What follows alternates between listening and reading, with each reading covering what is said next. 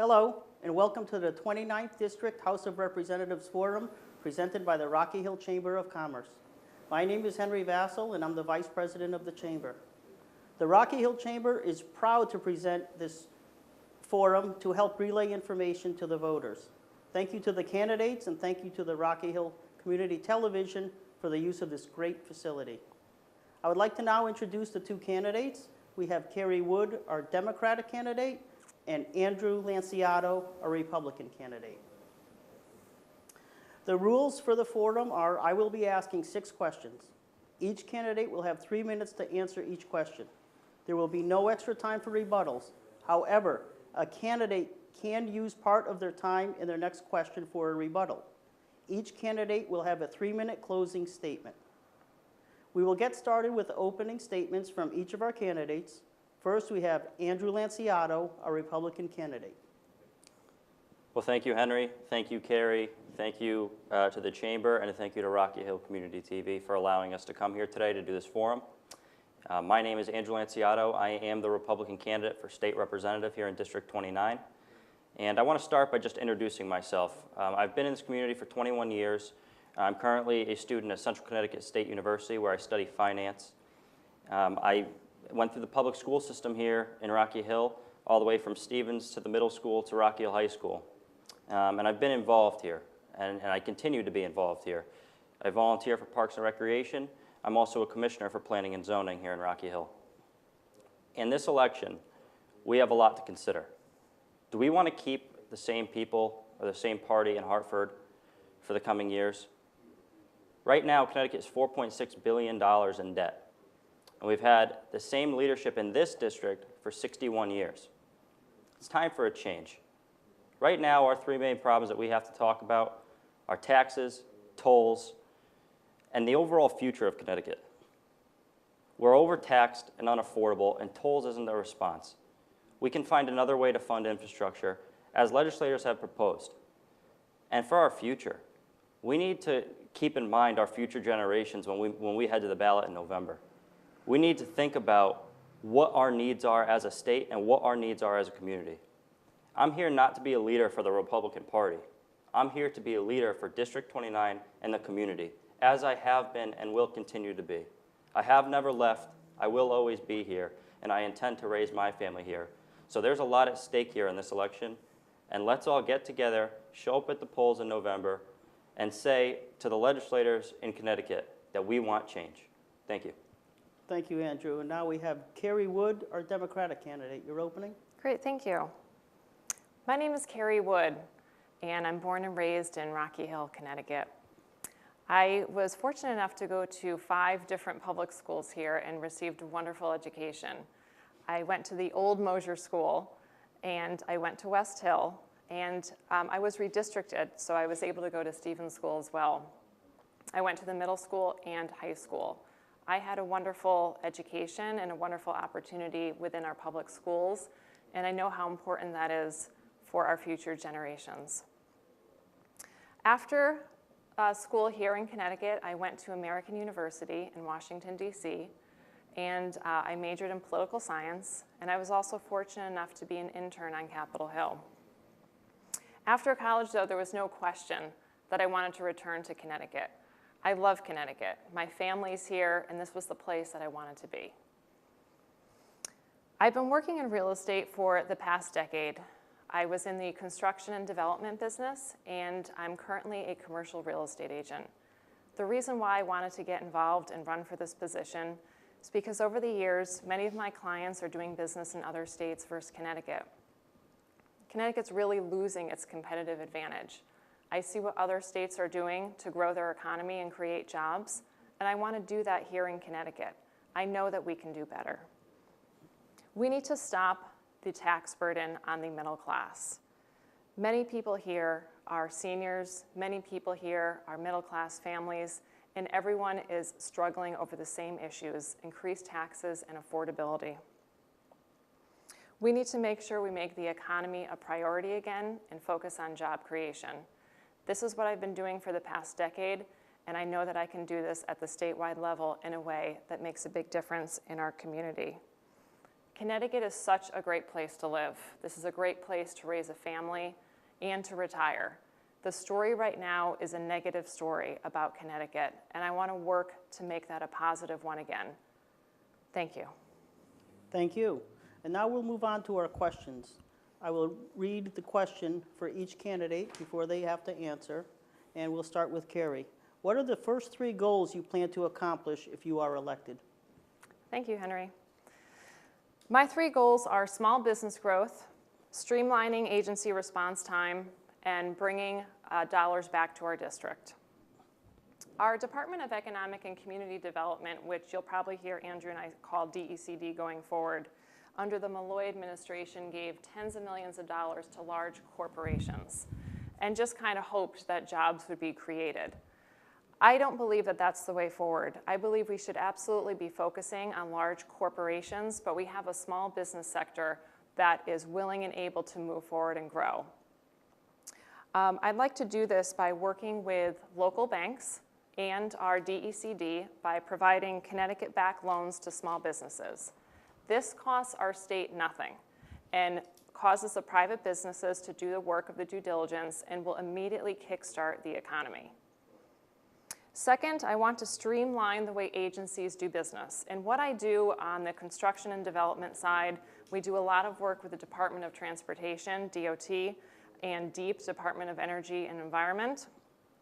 And right now, we are experiencing very long turnaround times. We're experiencing this in Rocky Hill as well with the foundry site. A lot of this takes years to get response time, and quite frankly, other states are doing this in a much more streamlined way. We're here in Connecticut, it may take a development project 3 years to kickstart with shovels in the ground. It's taking our neighboring states a third that time. Why would anyone want to do business here? If I'm elected, I want to work with these agencies to institute a 45-day turnaround time from when a developer submits a permit. We would immediately have shovels in the ground, cranes in the air within 6 months of instituting this. Additionally, that's about $150 million in revenue that we would generate right out of the gate. Just think of what that would cause year over year. Lastly, the state rep's most important job is bringing dollars back to the district. I negotiate for a living, and I know that I can negotiate for our district at the statewide level. I've worked with many agencies in the work that I do in small business growth, and I know that I can hit the ground running and work together in a bipartisan way to bring dollars back to our district. Thank you. Thank you. Andrew, same question to you. What are the first 3 goals that you plan to accomplish if you are elected? Yep, absolutely. Thank you. So the first 3 things we want to accomplish are pretty simple. First, we want to have a statewide audit. We want to fund infrastructure, and we want to work with businesses to understand their concerns. Now, just to explain the statewide audit, we want to audit our state agencies. Connecticut is $4.6 billion in debt, according to the Hartford Current. $4.6 billion. That didn't happen overnight. We need to go back into these agencies, understand where is this coming from? Where are we wasting money? What programs were supposed to be profitable and now they're not?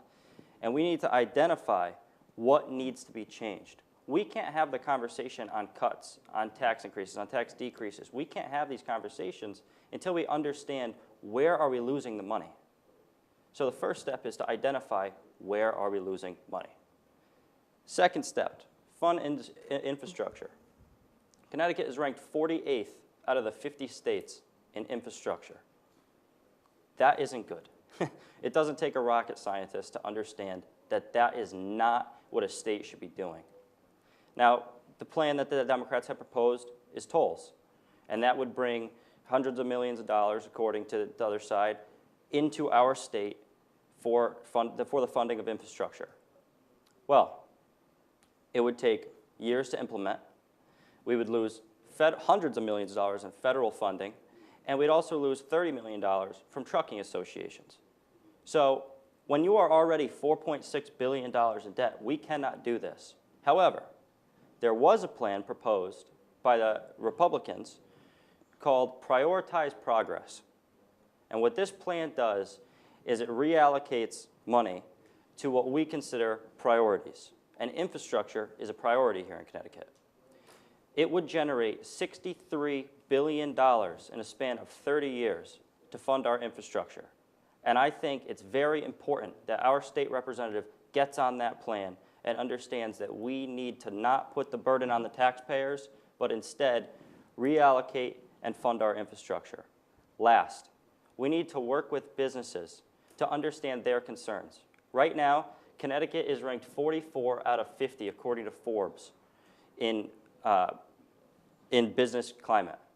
We need to understand that we cannot keep people here. We cannot bring businesses in if we already have our doors half closed. We need to open those doors up, be more forgiving, understand what the business needs are, and we need to bring people back to the state of Connecticut and keep people in the state of Connecticut. But we can't do that unless we have a conversation with the businesses. Thank you, Andrew. Question number 2. What are your thoughts about the business climate in your district, and how will you attract and retain business in your district? First one goes out to Andrew. Well, District 29 has done a great job in bringing businesses in and keeping them here, for the most part. Unfortunately, it's the regulations coming from the state that hinder business. Right now, we have very competitive mill rates, very competitive tax structures, and a very competitive market in Rocky Hill, Weathersfield, and Newington. But there are still businesses closing their doors. And the reason is because supply costs, cost of living, cost of doing business. And now, just to add, we want to also factor in tolls. What would that do to a construction company that needs to deliver supplies from one side of the state to another? We need to really, really think about the regulations happening in Connecticut. We have a regulatory burden that is killing not only our district, but our state. And at least here in our district, our business climate happens to be doing better than the rest of the state. But in order to retain businesses and keep them here, we need to have transparency between government and businesses. That way we can have an open dialogue about what their needs are and what the regulations are that are crippling them from moving forward. Great, thank you. Carrie, same question to you. What are your thoughts about the business climate in your district, and how will you attract and retain business in your district? Great, thank you. We are located 5 minutes south of Hartford, and Rocky Hill, Newington, and Weathersfield are very central. So we're already at an advantage from where we are located in the state. We're located off I-91. There's train lines running through our district, so we have a lot to bank on here when we are trying to recruit new businesses. In those 3 towns, we have wonderful economic development team, Ray Carpentino in Rocky Hill, Andy Brecker in Newington, and Peter Gillespie in Weathersfield. All have said to businesses, come here, we're open for business. I think that's a wonderful attitude and a wonderful skill set that we have in those 3 towns. There are some wonderful projects going on. In Weathersfield, there's a development called the Borden, which is a mixed-use development. This is something called live, work, and play. And there's retail on the first floor, there's office space on the second, and there's apartments on the floors above. This is something that's attractive to businesses because employees like to live in projects like this, and people like to work and live close to each other as well as walk around and go to places to eat. In Newington, there is a very exciting project going on right now, which is the relocation of the train station to Cedar Street. Another great project that businesses love because this is a transit-oriented development that in and of itself this district would apply for additional grants and incentives because we want to encourage development along our transit corridor. Businesses love to see the fact that people can come to their office on train, people can live and take the train to work. So this is an exciting project happening in Newington. Rocky Hill has the most diverse offerings of the 3 towns. There is a corporate park, one of the largest in central Connecticut. There's a manufacturing and industrial park. And Rocky Hill's really gone after an advanced manufacturing sector. All 3 of these towns have offered incentive packages to new businesses that have come in. Even that being said, these towns need a partner in the state. The state needs to show businesses at a higher level that they're investing in infrastructure and that they're willing to make the economy a priority again. based on some things that I said previously, as well as investment in infrastructure, getting our train lines to move faster, these are the things that we can do at the statewide level to help businesses grow and expand within our district. These are the things I'd also like to work on if I'm elected as state representative. Thank you. Great, thank you. Next question is, with the uncertainty of the state budget that may include large cuts in state aid, how would you propose making up the revenue from these cuts?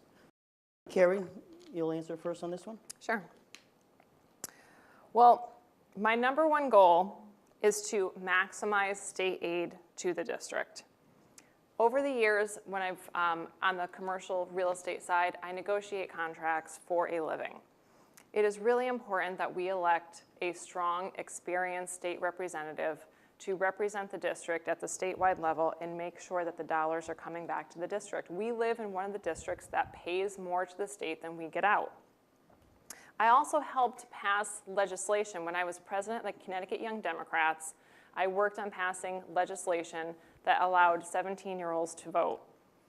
I also helped elect many senators and representatives that are currently in office. I have an existing base of people that I can work with, and I also want to approach this in a bipartisan way and really hit the ground running. My platform from the beginning has been about increasing revenue. I don't want to have the discussion with the state on how there's no money left to go back to our towns. It is not stable for our towns to balance a budget, and we need to prioritize this through the things that I have discussed, which is investing in small businesses and streamlining agencies. And also, we can look at spending. How are we spending as a state government? Well, I quite frankly think we need to invest more in technology and streamline our services. Take the DMV.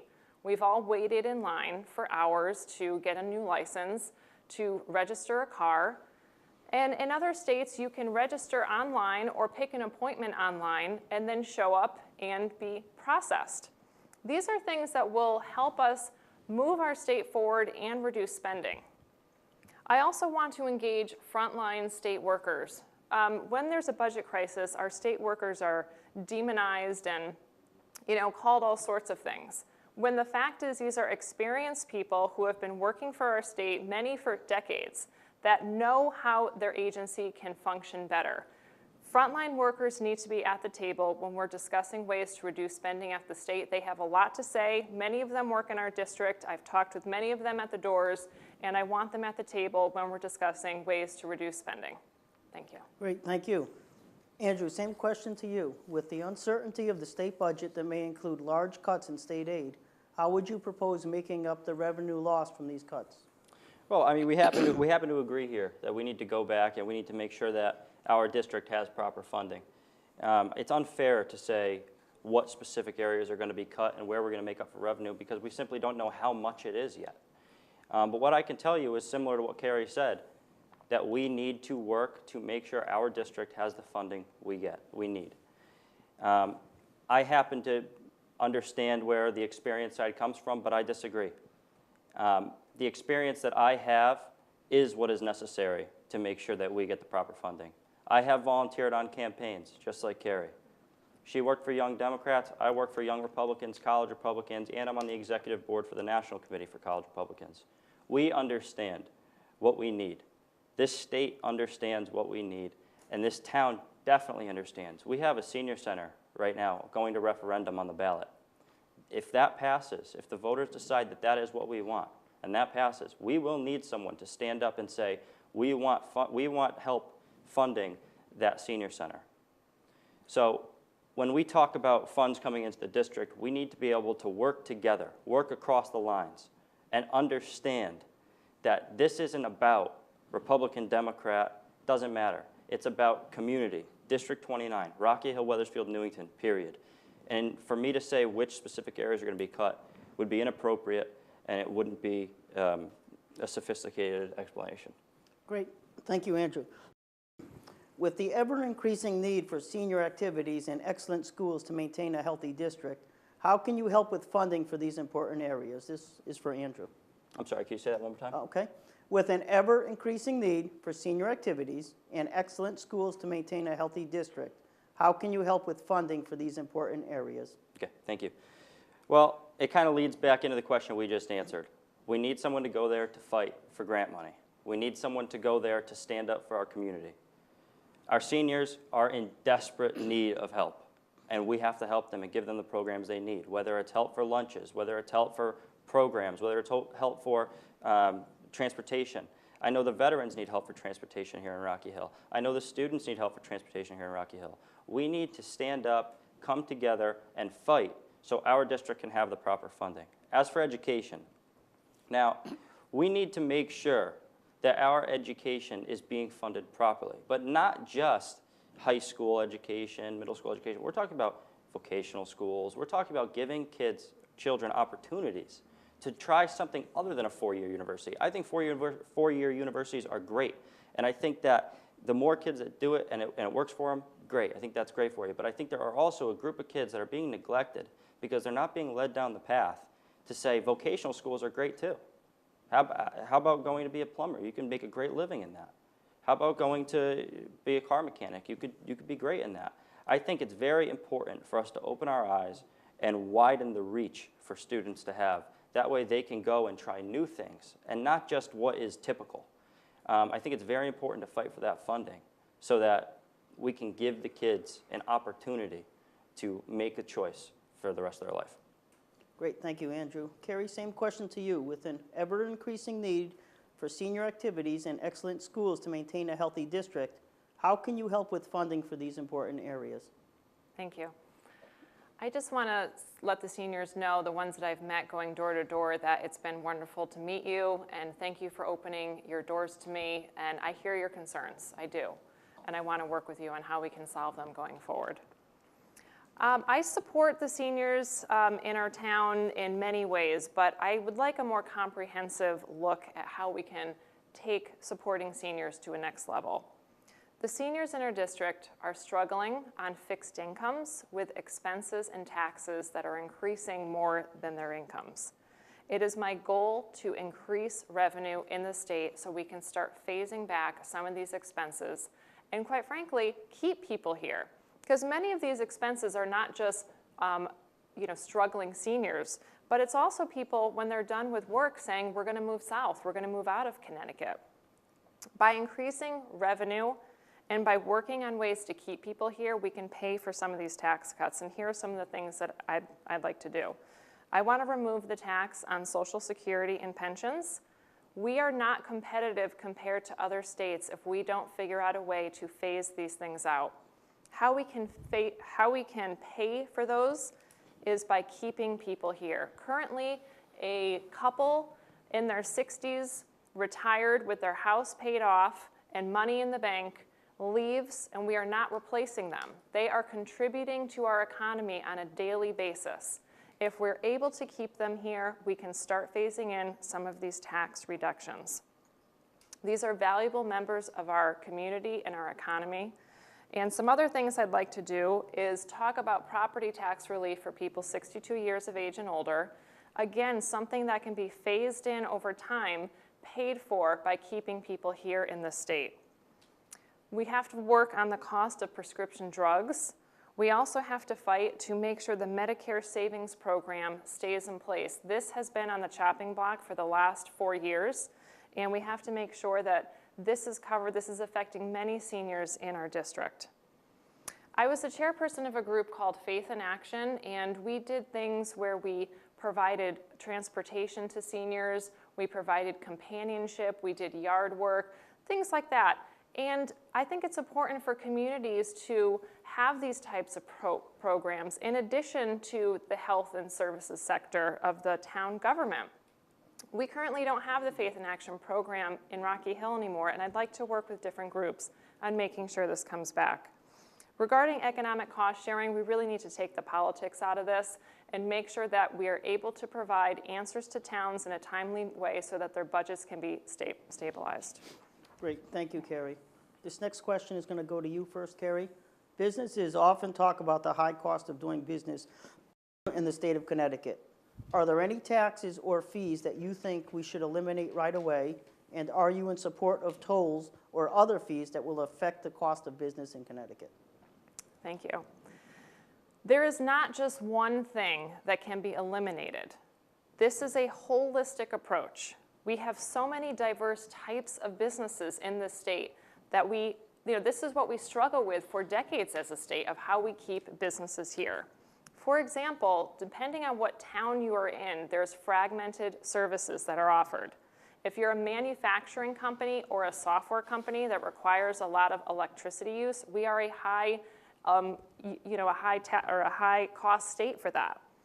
If you are a service provider in a business like finance or healthcare and you have very high paid staff, you're competing against other states for staff because we have a high income tax. If you're labor intensive business, then you're struggling with worker compensation costs.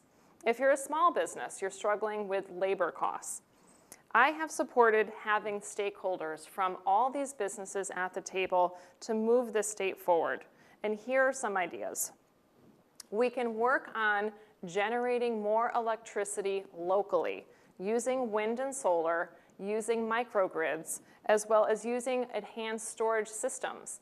This is called renewable energy investment, and it creates a whole job force at the same time giving us clean air and clean water, and giving us reduced electricity rates. And let's discuss ways that we can reduce the income tax. If we create revenue, as I have discussed in my plans, we can start to phase down the income tax. We are not competitive on attracting employees if we have such a high rate on our income tax. We also need to create a more competitive job market by training locally and incentivizing college payoff. I can talk about this later. Regarding tolls, it's really sad that this has become a Democrat versus Republican issue.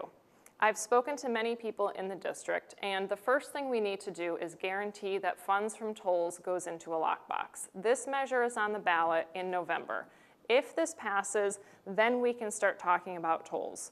The other thing that people have told me about tolls is that they wouldn't support it unless there was a return on investment that made sense. The proposal of an 8-year return on investment doesn't work for the voters in this district. Additionally, it doesn't work to have tolls all over the state rather than in commerce hubs, closer to our borders in areas where we're seeing a lot of people drive through. If we can guarantee those things, then the public would be open to talking about tolls. Thank you. Great, thank you. Andrew, same question to you.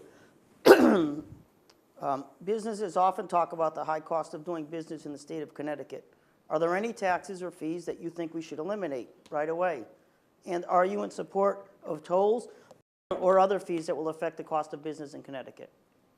Yeah, absolutely. Thank you. Well, first off, corporate tax, we want to get rid of it right away. It does nothing but push businesses out of Connecticut, push the bigger, larger corporations out of Connecticut, and it doesn't account for much in our budget. The second one is the business entity tax. Every small business has to pay this fee, and it is crippling to some, and it's just an unnecessary fee just to hit them one more time so the state can get an extra fee. And again, it doesn't account for much. So that's something we can get rid of as well.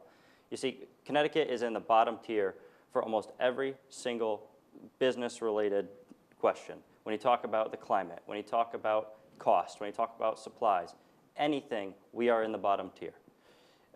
Except for education. In education, we are doing very well. But when it comes to tolls, and we have the conversation about tolls, it's very, very important that everyone understands that that money that was taken in 2015 by the Democratic majority, it was $37.5 million taken out of the Special Transportation Fund to balance a budget because they didn't want to work bipartisan. It's very important to understand that that was already in a fund allocated for transportation. A lockbox is just a clever title to put on it. A lockbox does nothing, just like the fund did nothing. We need to make sure that our roads are properly funded. People can't be digging their hands in and taking the money out and putting it somewhere else. It can't be happening. So the lockbox idea is just it's a feel-good idea. It's not real.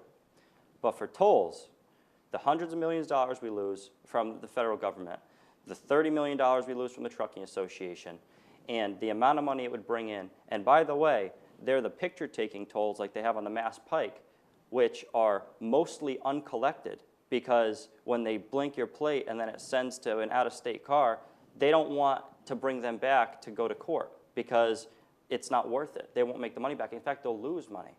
So half of the money won't even be collected, if not more. So we need to take a realistic approach to funding our infrastructure. Prioritize progress is the right way to do it. And we need to have an honest discussion about this with both sides of the aisle. That way we can get something done for Connecticut and fund our infrastructure. Tolls is not the way to do it. It's just another way to hit the taxpayer one more time to clean up the legislator's mistake. Great, thank you. Next question, you'll go first, Andrew. One of the things we hear a lot in business is how hard it is to find skilled workers. What will you do to help provide education to the workforce, and how will you keep those workers from leaving the state of Connecticut? Absolutely. Well, I mean, the first step to that is simple. It's you gotta enhance the business climate here, because if businesses aren't here, work isn't here. But for the businesses that are here, I've sat down with several business owners, some of which own manufacturing plants here in our district, and they said they have job openings that they would love to fill, but no one is qualified for that position. No one's qualified to fill that specific role. And it's because we rely so heavily on the 4-year degrees.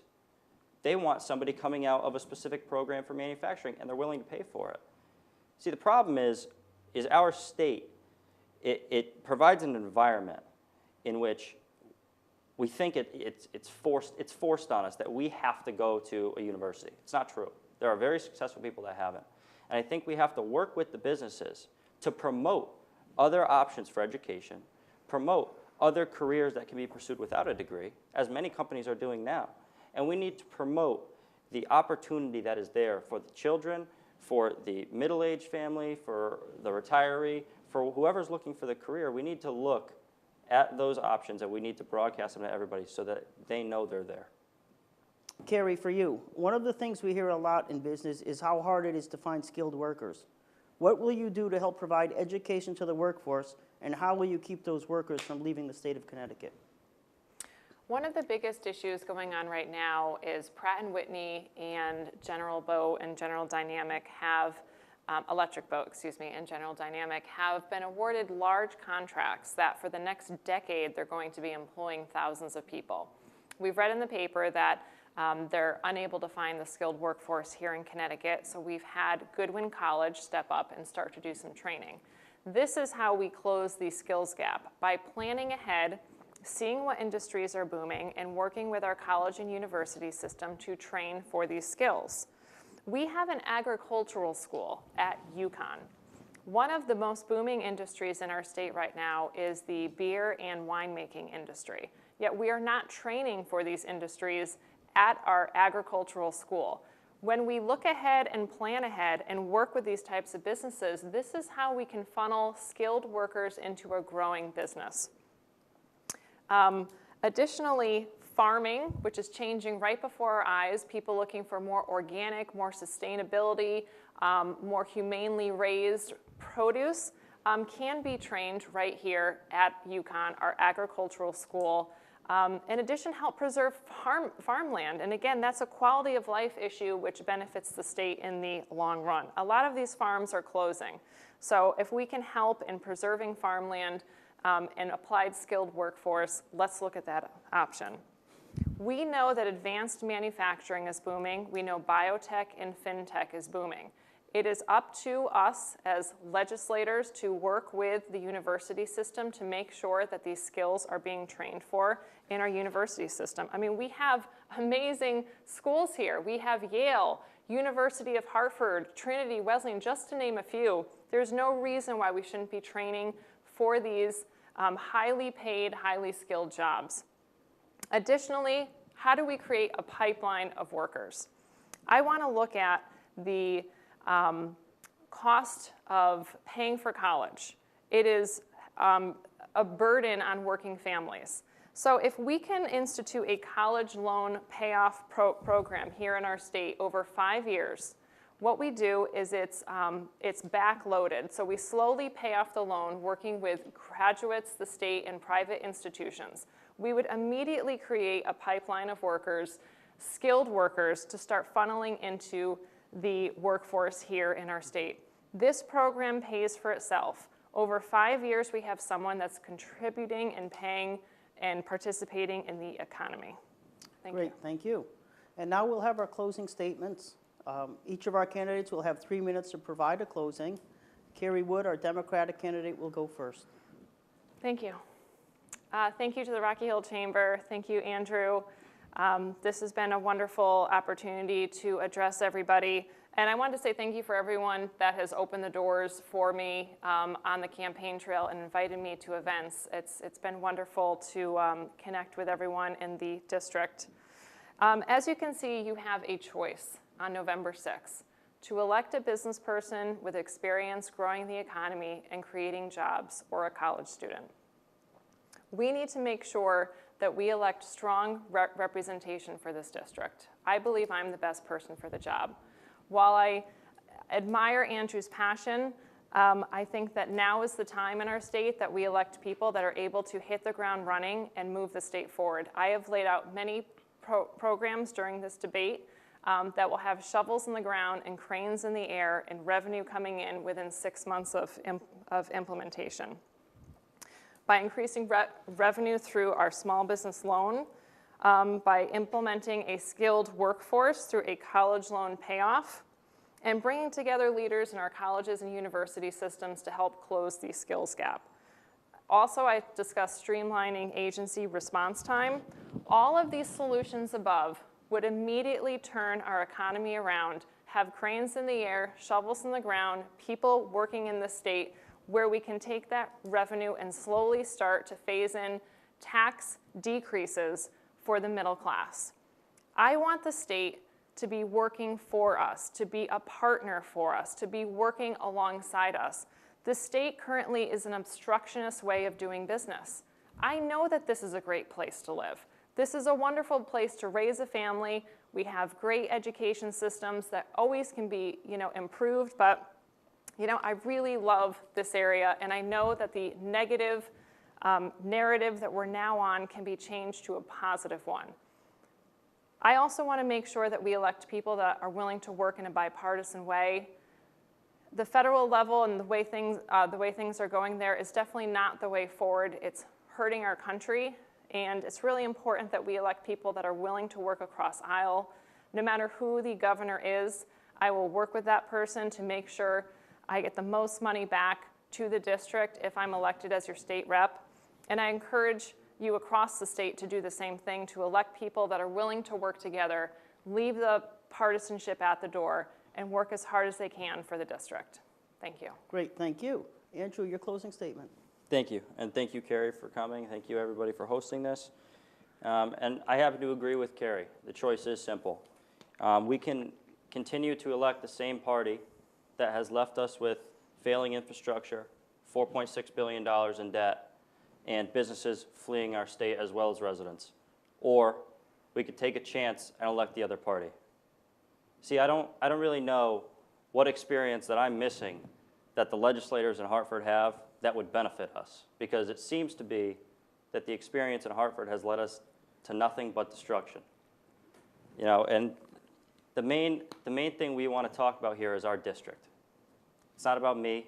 It's not about Carrie. It's about who we're representing. And I plan to represent Rocky Hill, Wethersfield, and Newington because I've lived here my entire life. I've never left. I've always been here. When Carrie worked down in Bridgeport, they had many problems just like our state government is having now.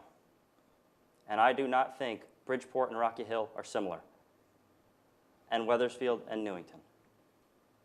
We need to understand what our district needs, and the only way we can do that is by choosing someone who has been involved in our community time and time again.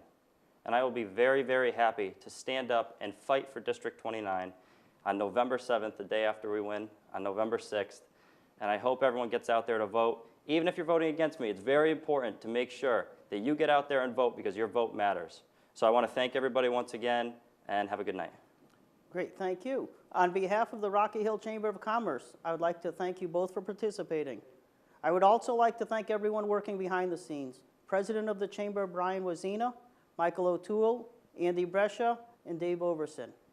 You can find more information about the Rocky Hill Chamber at rhchamber.org. Thank you for watching, and please support a Rocky Hill business today.